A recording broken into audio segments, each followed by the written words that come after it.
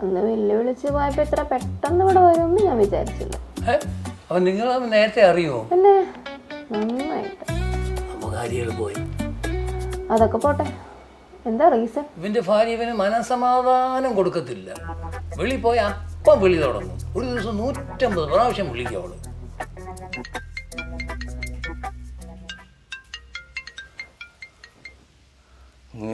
അവിടെ പോയി കിടക്കരുന്നു. ഞാൻ കുളിക്കണായിരുന്നു മനു. നീ ഇന്നലെ ഇങ്ങനെ വിളിച്ചോണ്ടിരിക്കണേ, എടുക്കാതിരിക്കുമ്പോ മനസ്സിലായി കൂടെ ഞാൻ തിരക്കിലായിരിക്കും. ഏത് വീട്? ആരുടെ വീട്? ആരുടെ മാത്രം? വീടുകോളി.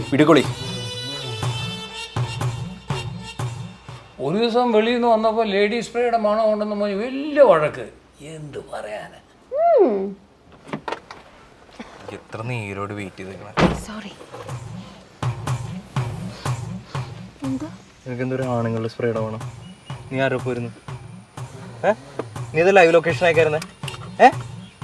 കൊന്നിക്കണ്ട ചെക്കന്മാരൊപ്പം പറഞ്ഞു കിടന്നിട്ട് അമ്മാരമ്മ പോയിക്കോ.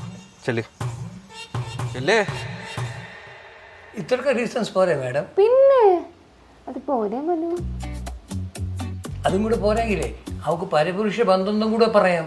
കേസ് ഇച്ചിരി സ്ട്രോങ് ആയിരിക്കട്ടെ. കേസ് ജയിക്കാൻ ഞാനൊരു സ്ട്രോങ് ഐഡിയ പറഞ്ഞപ്പോൾ ഞാൻ പുറത്ത്. ഇതൊക്കെ പണ്ട് നീ എൻ്റെ അടുത്ത് ചെയ്തപ്പോൾ നിനക്ക് പ്രശ്നമൊന്നുമില്ല.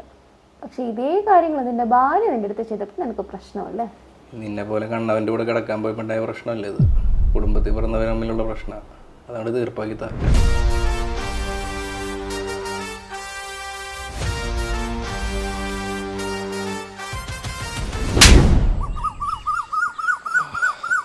കിട്ടിയോ? എന്ത് ഡൈവേഴ്സ്? അത് എനിക്കറിയാൻ കിട്ടും. ഞാൻ അപ്പോഴേ പറഞ്ഞല്ലോ വക്കീലും പിടിക്കുക.